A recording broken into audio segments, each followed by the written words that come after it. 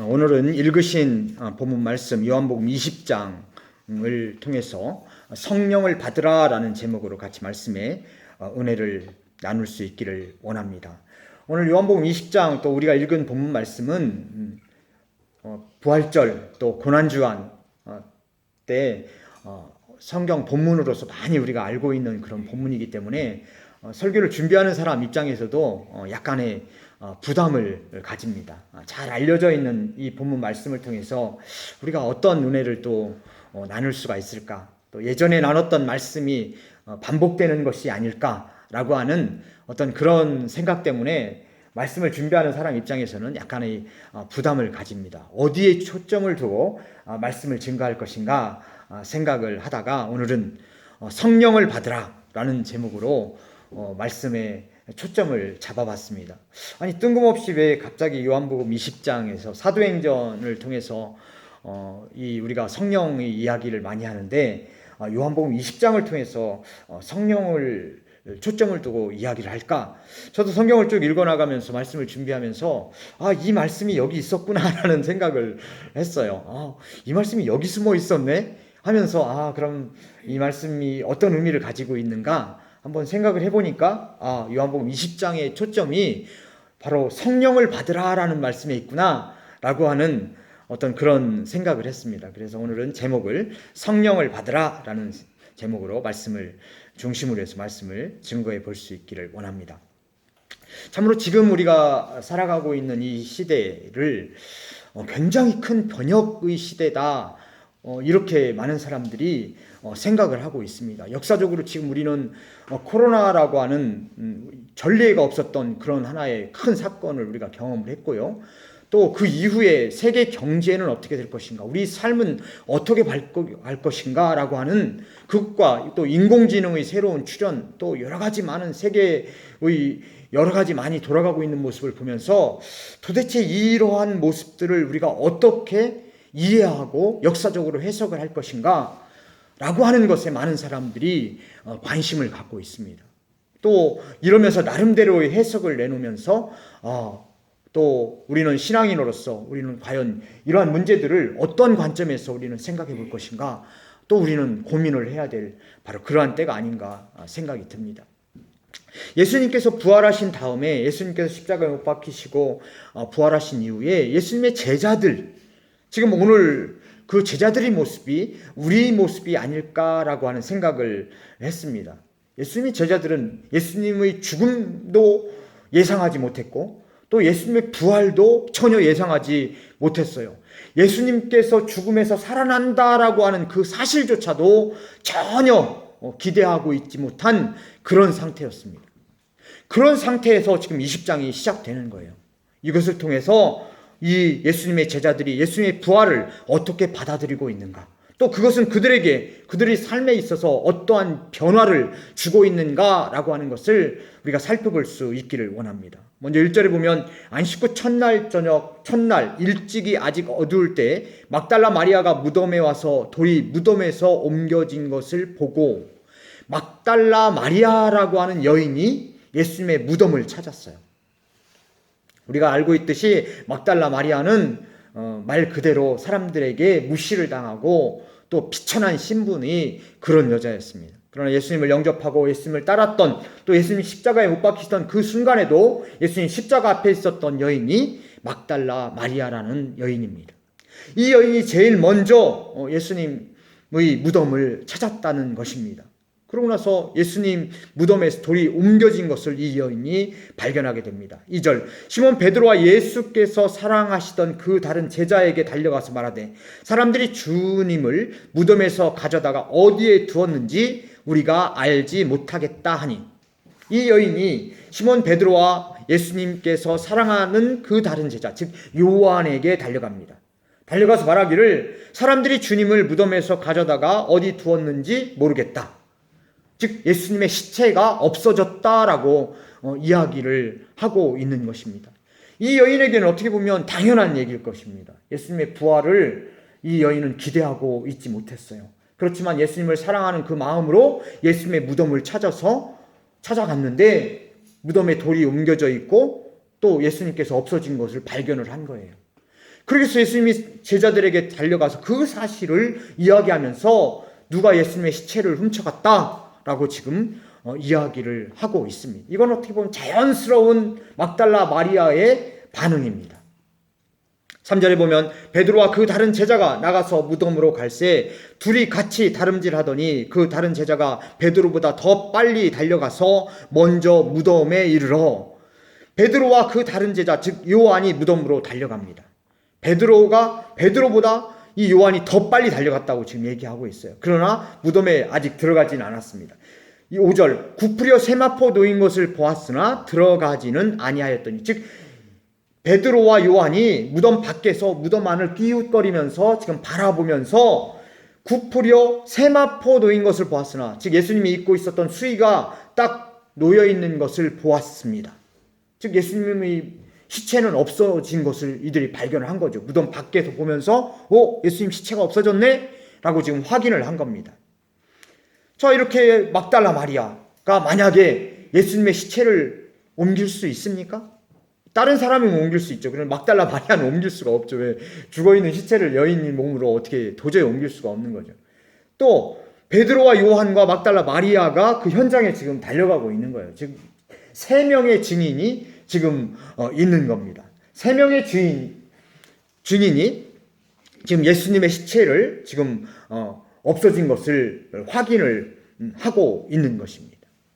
6절에 보면 시몬 베드로는 따라와서 무덤에 들어가 보니 세마포가 놓였고 또 베드로를 머리를 쌌던 수건은 세마포와 함께 놓이지 않고 딴 곳에 쌌던 대로 놓여 있더라라고 성경은 아주 구체적으로 이거를 기록을 하고 있습니다. 왜냐하면 요한이 이 현장을 목격했기 때문에 요한은 누구보다 자세하게 그 사실대로 이 모습을 기록해 놓을 수 있었던 거예요. 베드로가 먼저 들어가 봤어요. 요한은 밖에 있고 세마포가 놓여 있었어요. 또 세마포가 놓여 있을 뿐만 아니라 몸 수의가 놓여 있었던 거죠. 머리를 쌌던 수건은 세마포와 함께 있는 것이 아니라 멀찌감치 떨어져 딴 곳에 쌌던 대로 놓여 있다고 얘기하고 있습니다. 이 얘기는 뭐냐면 만약에 누가 예수님의 시체를 훔쳐갔다고 하면 그 세마포 예수님 벗겼죠. 그 다음에 머리에 쌌던 거를 같이 놓았을 거예요. 같은 곳에. 그런데 지금 이 모습은 예수님이 그대로 예수님이 누워있던 그 모습대로 그대로 예수님께서 부활하신 겁니다.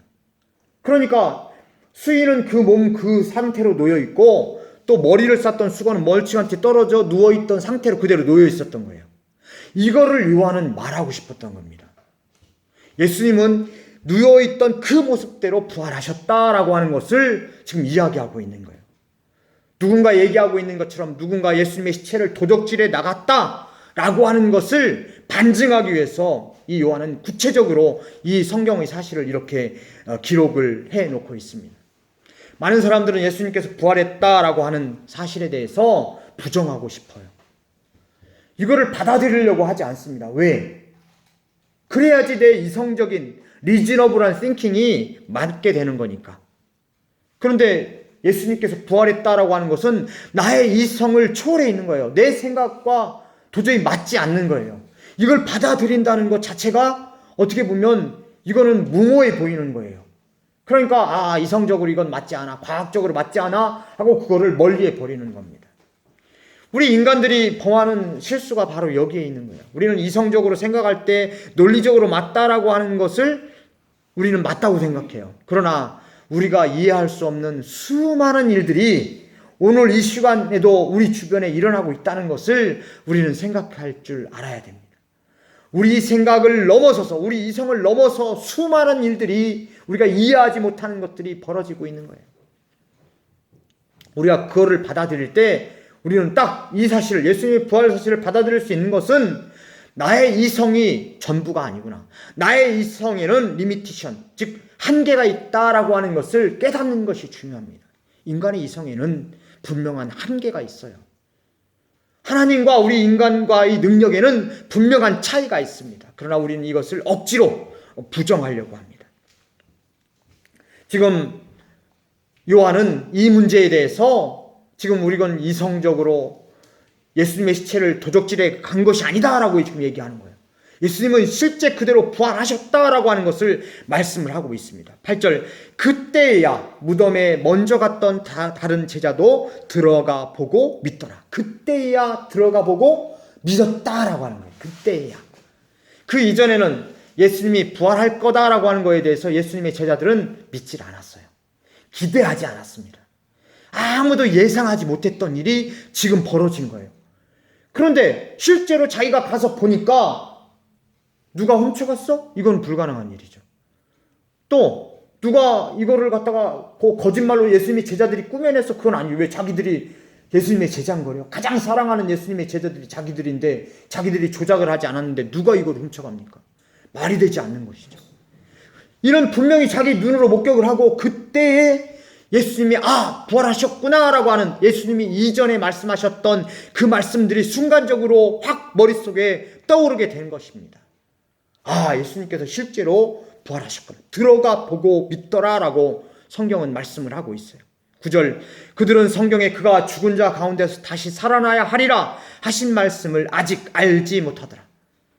아직 예수님께 살아나야 하리라 라고 하는 것을 이들은 인정하지 않았어요. 믿지도 않았습니다. 알지도 못했어요.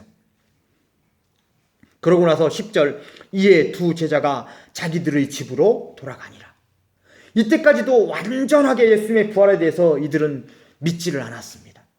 예수님이 부활하셨을 수도 있겠다라고 하는 정도로 예수님의 예전 말씀을 들으면서 반신반의하면서 이제 점점 실체를 파악하고 있는 겁니다.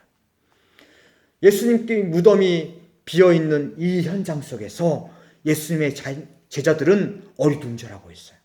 당황하고 있습니다. 막달라 마리아 역시 당황하고 있어요. 이걸 우리가 어떻게 해석할 것인가에 대한 분명한 답을 이들은 알지 못하고 있습니다. 우리가 미래에 어떤 일이 일어날 것인가 라고 하는 것을 알지 못하면 두렵습니다. 당황합니다. 어리둥절해요. 내가 지금 무엇을 할 수 있을까 고민하게 됩니다. 그래서 많은 사람들이 기도하며 고민하는 가장 큰 이유는 미래에 대한 불안 때문에 우리는 기도하고 고민하고 있는 것이죠. 많은 사람들이 미래에 대해서 확실하지가 않아요. 그럴 때 가장 많이 고민합니다. 지금 예수님의 제자들도 똑같은 그 고민을 하고 있는 거예요. 지금 많은 사람들이 왜 고민을 합니까? 미래가 어떻게 될 것인가에 대한 불확실성 때문에 우리는 지금 고민하고 불안해하고 있는 겁니다. 사람들이 어떻게 나는 계속 내가 하고 있는 일을 할 수 있을까? 나의 가정은 이 큰 변혁기에서 제대로 스테이블하게 우리는 삶을 살아갈 수 있을까? 불안한 거예요. 많은 사람들이 지금은 불안하고 있습니다. 미국에 일어나는 많은 폭동들을 보면서 미국 사람들이 그 많은 대중들이 불안한 거예요. 그 마음속에 또 미국 정부가 하고 있는 것을 보면서 앵거가 쌓여 있는 겁니다. 화가 쌓여 있는 거예요. 내가 왜 이렇게 비참하게 살아야 돼? 미래는 불안하고 화가 쌓여 있는 거예요. 그 도화선이 이번에 이 흑인 한 사람이 경찰에 의해서 죽어가는 모습을 보면서 그 화가 폭발한 겁니다. 이것은 단지 그 사람이 죽었기 때문에 예전에도 얼마든지 많은 경찰에 의해서 흑인들이 죽어가는 모습을 봤잖아요. 그런데 이렇게 됐지 않았잖아요. 근데 지금 그거는 사람들에게 쌓여있는 불안감과 분노와 앵거가 폭발한 것입니다. 가장 강대국인 미국이 흔들리고 있는 걸 우린 지금 눈으로 보고 있는 겁니다. 가장 강력한 리더십을 가지고 있는 미국 대통령이 지금 흔들리고 있는 것을 우리 눈으로 보고 있는 거예요. 이 세상은 지금 어떻게 흘러갈지 우리는 아무도 장담을 하지 못합니다. 예수님의 제자들도 예수님께서 부활하신 거에 대해서 분명한 확신을 지금 가지고 있지 못해요. 그래서 불안한 겁니다. 그러나 점차 이 사실들은 하나하나 진실로 드러나게 됩니다. 11절에 보면 이렇게 말씀합니다. 마리아는 무덤 밖에 서서 울고 있더니 울면서 굽으려 무덤 안을 들여다보니 예수님의 제자들은 지금 다 돌아갔어요. 집으로 돌아갔다라고 말씀을 하고 있어요. 마리아는 무덤 밖에서 지금 울고 있는 상황입니다. 왜? 마리아는 지금 해답이 없는 거예요. 자신이 사랑하는 예수님이 없어져 버린 거예요. 예수님 시체가 어디 갔는가? 이해하지 못하는 거예요. 그래서 이 여인은 예수님께서 억울한 죽음을 당하시고 예수님 시체까지 누군가 훼손했을 것이다 라고 하는 두려움에 쌓여 있던 겁니다. 예수님 시체를 왜 가져갔을까? 훼손하기 위해서 가져간 거죠. 그렇게 생각을 한 거예요. 그러니까 그것이 너무 불쌍하니까 예수님을 위해서 지금 그 억울함에 지금 눈물을 흘리고 있는 상황이 지금 마리아는 서서 울고 있더니 라고 말씀합니다. 이때 12절 흰옷 입은 두 천사가 예수의 시체 누였던 곳에 하나는 머리편에 하나는 발편에 앉았더라. 천사들이 이르되 여자여 어찌하여 우느냐 이르되 사람들이 내 주님을 옮겨다가 어디 두었는지 내가 알지 못함이니이다. 천사가 두 천사가 그 안에 있었어요. 예수님 자리에 있던 시체가 놓였던 곳에 있었어요. 막달라 마리아가 이렇게 들여다보니까 이 천사들이 얘기하고 있는 거예요. 여자여 왜 우느냐 어찌하여 우느냐. 막달라 마리아는 얘기합니다. 사람들이 내 주님을 옮겨다가 어디 두었는지 내가 알지 못합니다. 예수님의 이 시신을 누가 해하려고 하는지 모릅니다 하고 지금 얘기를 하고 있습니다. 14절 이 말을 하고 뒤로 돌이켜 예수께서 서 계신 것을 보았으나 예수이신 줄은 알지 못하더라. 예수님께서 그때 밖에서 이렇게 들여다보고 있는 막달라 마리아 뒤에서 이렇게 서셨어요. 그런데 이 막달라 마리아는 예수님께서 서신 것을 알지 못합니다. 15절 예수께서 이르시되 여자여 어찌하여 울며 누구를 찾느냐 하시니 여자여 어찌하며 울며 누구를 찾느냐 하시니 마리아가 대답합니다. 그가 동산지기인 줄 알고 이르되 주여 당신이 옮겼거든 어디 두었는지 내게 이르소서 그리하면 내가 가져가리이다. 동산을 지키는 사람인지 알고 당신이 어디 가져갔으면 나한테 주세요. 그리하면 내가 예수님 시체를 내가 가져가겠습니다 라고 지금 대답을 합니다. 이 막달라 마리아의 바로 예수님께서 나타나심에도 불구하고 전혀 알지 못해요. 예수님을 알아차리지 못합니다. 그런데 16절에 보면 예수께서 마리아야 하시거늘 마리아가 돌이켜 히브리 말로 랍오니 하니 이는 선생님이라는 말이라. 예수께서 마리아야 부르십니다. 마리아가 그때 딱 돌이키면서 선생님이라고 말을 합니다. 이 얘기는 뭡니까? 마리아를 예수님께서 부르던 음성을 마리아는 눈치를 채진 거죠. 마리아야. 평소에 그 이전에도 마리아를 이런 모습으로 예수님께서 부르셨던 거죠.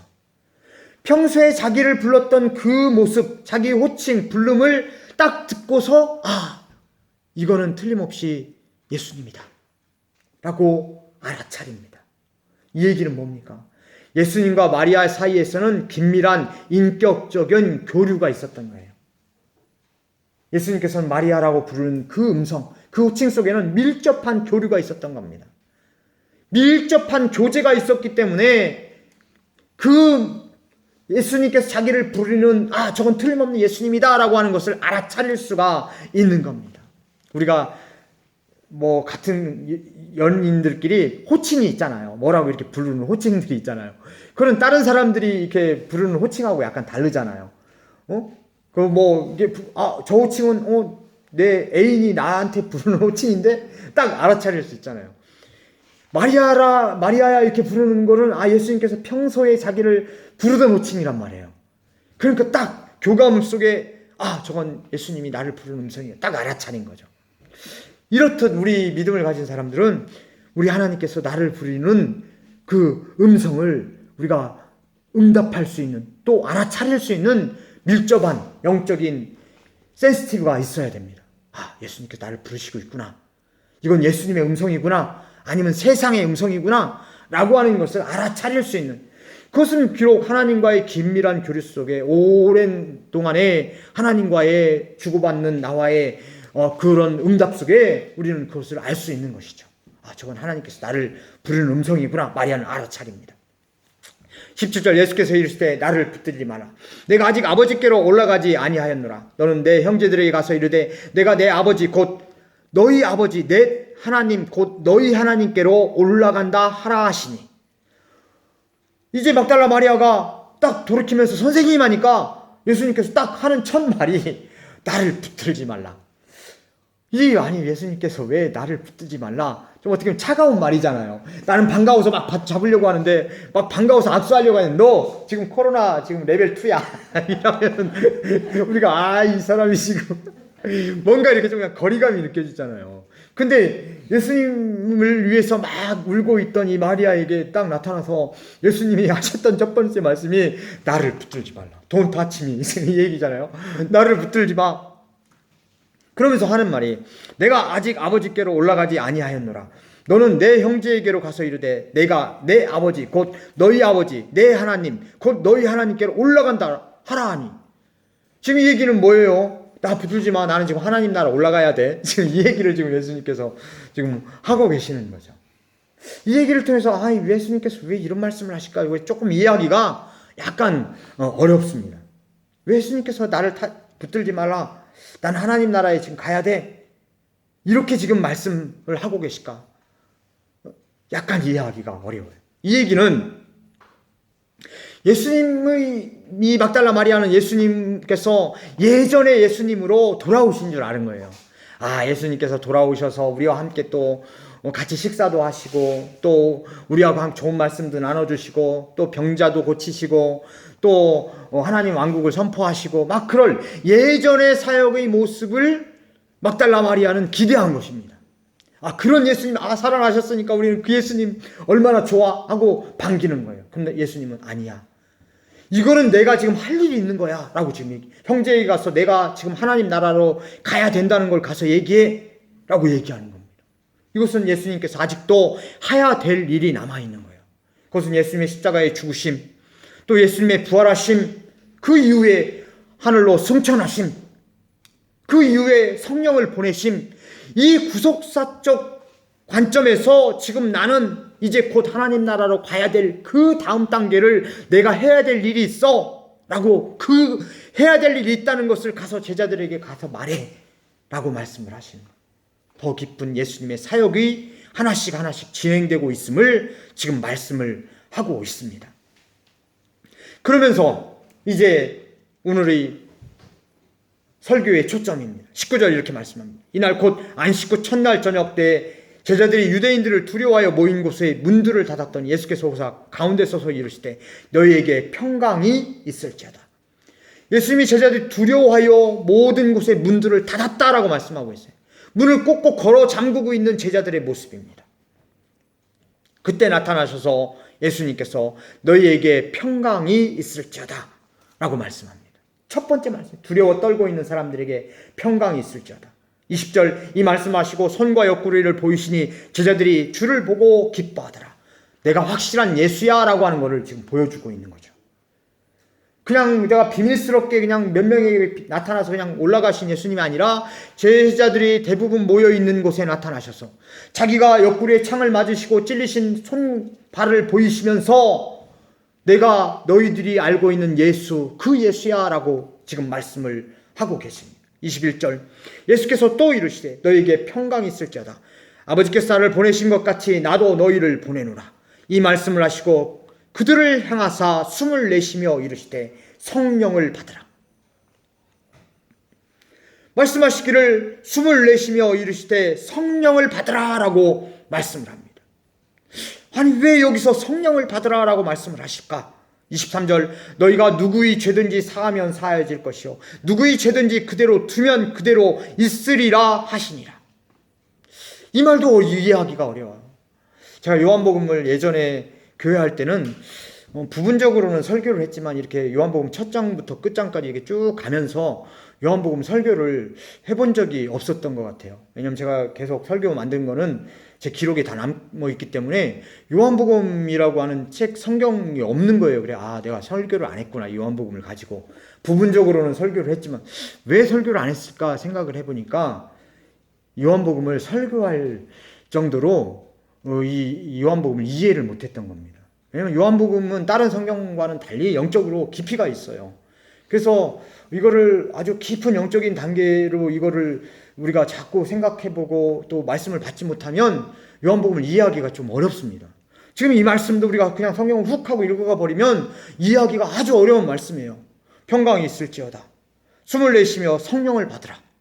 왜 여기서 성령을 받으라라고 말씀을 하셨을까? 또 숨을 내쉬며 라고 말씀을 해요. 이 숨을 내쉬며 라고 하는 말씀은 뭔가 어디서 우리가 많이 들었던 말씀이에요. 그거는 창세기 2장 7절에 하나님께서 사람을 만드시고 이렇게 말씀하세요. 하나님이 사람을 흙으로 지으시고 그 코에 생기를 불어넣으시니 생명이 된지라 라고 말씀합니다. 그 코에 생기를 불어넣으시니 라고 말씀하고 있어요. 이 말씀하고 숨을 내쉬며 라고 하는 말씀하고 이게 상통하고 있는 그런 말씀인 거예요. 숨을 내쉬며 이루시되 성령을 받으라. 하나님께서 코에 생기를 불어넣으시니 생명이 된지라. 성령을 받으라. 왜 성령을 받으라고 했을까? 성령을 통해서 비로소 참된 믿음을 갖게 됨을 의미합니다. 예수님의 제자들은 지금 반신반의하고 있는 그런 상황이에요. 옆구리를 들여보고 찔리신 손을 보이시면서 내가 예수야, 너 이걸 보니까 믿지? 예수님의 제자들이 그걸 보고 어리둥절하고 있는 상황이에요. 예수님이 하나님의 아들인 것을 믿기 위한 최종적인 단계는, 인간이 되기 위한 최종적인 단계는 하나님께서 숨을 불어넣으시니 생명이 된지라 라고 말씀하시는 것과 마찬가지로 우리에게 성령을 불어넣으시고 성령을 우리에게 받을 때 우리가 비로소 온전한 믿음을 갖게 됨을 말씀을 하고 있는 것입니다. 우리가 성령을 받아야만이 온전한 믿음을 갖게 되는 거예요. 또 그 믿음 속에 믿음을 갖는 자와 갖지 못한 자의 차이점을 말씀하시면서 너희가 누구의 죄든지 사하면 사해질 것이요, 네가 예수님을 영접하고 하나님 아들로 인정하면 그 죄가 사해질 것이고, 누구의 죄든지 그대로 두면, 즉 인정하지 않으면 그대로 있으리라. 너희가 영원한 생명을 얻을 수가 없다라고 분명하게 말씀하고 있습니다. 가장 중요한 것은 바로 숨을 내쉬며 이르시되 성령을 받으라. 성령을 받지 못하고는 예수의 부활의 사건이 아무 의미가 없음을 말씀을 하고 있는 것입니다. 바로 이것이 우리가 믿음을 받아들일 수 있는 유일한 방법이기 때문에 그렇습니다. 근데요, 이 현장에 있지 않은 한 사람이 있습니다. 그것이 누구냐면 바로 도마예요. 도마가 여기 없었어요. 24절, 디두모라 불리는 도마는 예수께서 오셨을 때 함께 있지 아니한지라. 같이 있지 않았습니다. 25절, 다른 제자들이 그에게 이르시되 우리가 주를 보았노라 하니 도마가 이르되 내가 그의 손에 못자국을 보며 내 손가락을 그 못자국에 넣으며 내 손을 그 옆구리에 넣어보지 않고는 믿지 아니하겠노라 하니라. 베드로는 아직 예수님을 만나지 못한 상황입니다. 그러나 다른 제자들은 성령을 받으라. 이미 예수님의 제자들에게는 그때 당시에 성령이 지금 받아진 겁니다. 물론 오순절 성령 강령 사건을 통해서 온 교회에 성령을 그때 역사가 시작되지만 이미 예수님께서 성령을 받으라 라고 하셨을 때 예수님의 그 자리에 있던 예수님의 제자들은 성령을 받은 거예요. 그래서 온전한 믿음을 회복한 겁니다. 예수님을 예수님으로, 예수님 하나님의 아들로 인정하고 내가 예수를 통해서 나의 죄가 사해져서 영원한 생명을 얻었다라고 하는 믿음의 확신을 갖게 된 것입니다. 그런데 그 순간에 없었던 도마는 여전히 육신적 생각을 가지고 있는 거예요. 자기 이성적 생각으로 판단을 하고 있는 거예요. 아직도 예수님을 그냥 사람의 위대한 성인 종교인으로 생각을 하고 있는 것입니다. 그래서 내가 그 못자국을 보며 내 손가락을 그 속에 넣어보지 않고서는 내가 믿지 못하겠노라 라고 이성적 판단을 하고 있는 거예요.